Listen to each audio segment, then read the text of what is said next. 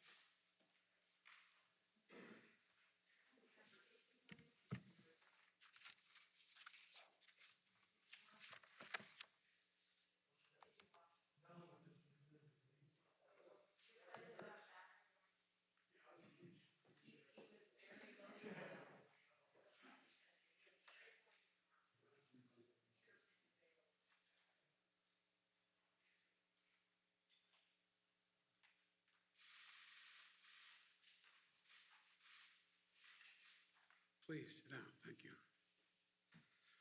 Well, good afternoon, everyone.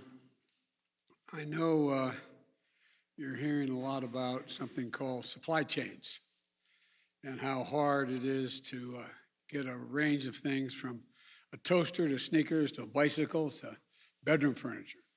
and that's why back in February, I signed a piece of legislation on supply chain, an executive order on supply chains, and we had to move on it.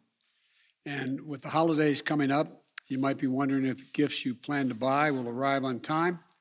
Well, let me explain. Supply chains essentially mean how we make things and how the material and parts get delivered to a factory, so we can manufacture things and manufacture them here. How we move things, how a finished product moves from a factory to a store to your home. And today we have an important announcement that will get things you buy to the shelves faster. I'm joined by the Executive Director of the Ports of Los Angeles and Long Beach, Gene Soroka, and Mario Cordono. I apologize, Mario. And the President of the International Longshoremen's Union, Willie Adams. Los Angeles and Long Beach are home to two of the largest ports in America, and together these ports are among the largest in the world. And the best way to make that point is that 40% of shipping containers that we import into this country come through these two ports. And today we have some good news. They're going to help speed up the delivery of goods all across America. After weeks of negotiation and working with my team and with the major union retailers and freight movers, the Port of Los Angeles announced today that it's going to begin operating 24 hours a day, 7 days a week. This follows the Port of Long Beach's commitment to 24/7 that it announced just weeks ago. 24/7 system, what most of the leading countries in the world already operate on now, except us, until now. This is the first key step toward moving our entire freight, transportation, and logistical supply chain nationwide to a 24/7 system. And here's why it matters. Traditionally, our ports have only been open during the week, Monday through Friday, and they're generally closed down at nights and on weekends. By staying open 7 days a week, through the night and on the weekends, the Port of Los Angeles will open over 60 extra hours a week will be open. In total, that will almost double the number of hours that the port is open for business from earlier this year. That means an increase in the hours for workers to be moving cargo off ships onto trucks and rail cars to get to their destination. And more than that, the night hours are critical for increasing the movement of goods because highways are less crowded in the evening, at night. In fact, during off-peak hours in Los Angeles, cargo leaves the port at a 25% faster pace than during the day shift. So by increasing the number of late-night hours of operation and opening up for less crowded hours when the goods can move faster, today's announcement has the potential to be a game changer. I say potential because all of these goods won't move by themselves. For the positive impact to be felt all across the country and by all of you at home, we need major retailers who order the goods and the freight movers who take the goods from the ships to factories and to stores to step up as well. These private sector companies are the ones that hire the trucks and rail cars and move the goods. On this score, we have some good news to report as well. Today, Walmart, our nation's largest retailer, is committing to go all in on moving its products 24/7 from the ports to their stores nationwide. Specifically, Walmart is committing as much as a 50% increase in the use of off-peak hours over the next several weeks. Additionally, FedEx and UPS, two of our nation's biggest freight movers, are committing today to significantly increase the amount of goods they're moving at night. FedEx and UPS are the shippers for some of our nation's largest stores, but they also ship for tens of thousands of small businesses all across America. Their commitment to go all in on 24/7 operations means that businesses of all sizes will get their goods on shelves faster and more reliably. Accordingly, according to one estimate, together, FedEx and UPS alone move up to 40% of packages in America, up to 40%. And other companies are stepping up as well. They include Target, Home Depot, and Samsung that have all committed to ramp up their activities that utilize off-peak hours at the ports. So, the commitments being made today are a sign of major progress in moving goods from manufacturers to a store or to your front door. I want to thank my Supply Chain Disruption Task Force, which we set up in June, led by Secretaries Buttigieg, Raimondo, and Vilsack, and by my Director of National Economic Council, Brian Deese. I want to thank them for their leadership. And I especially want to thank Joe Procari. I think Joe's done one heck of a job, my special envoy specifically on ports, who's been working this issue with all the stakeholders for the past several weeks. I also want to thank the port directors. I want to thank Gene and Mario again, and the mayors of Los Angeles and Long Beach, Mayor Garcetti and Mayor Garcia, for their leadership. And I think the private companies that are stepping up, I want to thank them, but I particularly want to thank labor. Willie Adams of the Longshoremen and Warehouses Union, who is here today, the Teamsters, the rail unions from the Brotherhood of Railroad Signalmen, and the International Association of Machinists, to the American Train Dispatchers Association, to Sheet Metal, Air and Rail, and Transportation Workers Union, known as SMART. I want to be clear. This is across-the-board commitment to going to 24/7. This is a big first step in speeding up the movement of materials and goods through our supply chain. But now we need the rest of the private sector chain to step up as well. This is not called a supply chain for nothing. This means that terminal operators, railways, trucking companies, shippers, and other retailers as well. Strengthening our supply chain will continue to be my team's focus. If federal support is needed, I will direct all appropriate action. And if the private sector doesn't step up, we're going to call them out and ask them to act. Because our goal is not only to get through this immediate bottleneck, but to address the long-standing weaknesses in our transportation supply chain that this pandemic has exposed. I might add, parenthetically, one of the reasons why I think it's very important that we get the infrastructure plan passed, my infrastructure plan. And that supply chain system is almost entirely in the hands of private business. The world has changed. Prior to the crisis, we cheered the focus on lean, efficient supply chains, leaving no buffer or margin for error when it comes to certain parts arriving just in time is needed to make a final product. And our administration, Barack and ours, that's where it was just in time was the focus. We didn't have a pandemic and other things at the time. We need to take a longer view, though, that invest in building greater resilience to withstand the kinds of shocks we've seen over and over, year in and year out, whether it's the pandemic, extreme weather, climate change, cyber attacks, or other disruptions. In fact, research tells us that a company can expect to lose over 40% of 1 year's earnings every 10 years due to supply chain disruptions. A longer-term view means we invest in systems that have more time built in and our ability to produce, innovate, and partner with our allies. It also means companies throughout the supply chain, like maritime, air freight, and trucking companies, reduce their carbon emissions and help to meet our climate change goals. It also means creating and supporting good-paying jobs so folks want to stay in these jobs, so they can build the skills and careers and to make a decent living. It means more opportunities to join a union, especially for truckers. These steps are critical.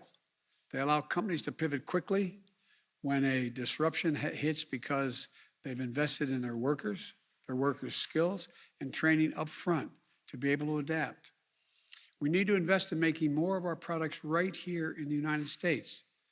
Never again should our country and our economy be unable to make critical products we need because we don't have access to materials to make that product.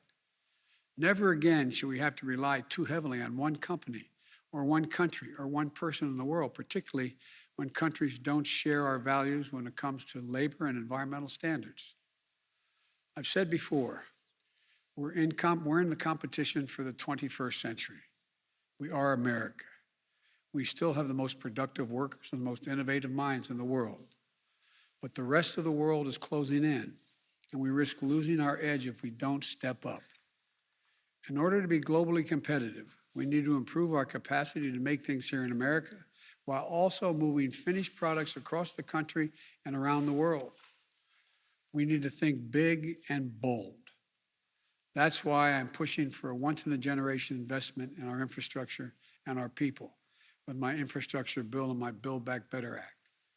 These bills would transform our ports. There's billions of dollars for ports, highways, rail systems that sorely need upgrading and would bring products faster and more efficiently from the factories to the store to your house.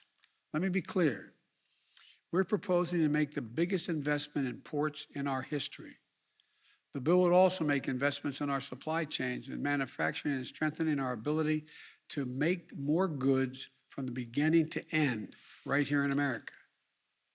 The bottom line, we've seen the cost of inaction in the pandemic, and the delays and the congestion that affect every American. But it's fully within our capacity to act to make sure it never happens again. It's going to take a little time, and that we've unlocked the full might and dynamism of our economy and our people. That's what we're going to do. God bless you all, and may God bless the longshoremen, rail workers, truckers, and all the workers who are keeping our economy going. May God protect our troops. Thank you all so very much. Can you tell parents that? You know what to do to lower gasoline prices? You can talk about worker safety in court. Give a plan to federal reserve.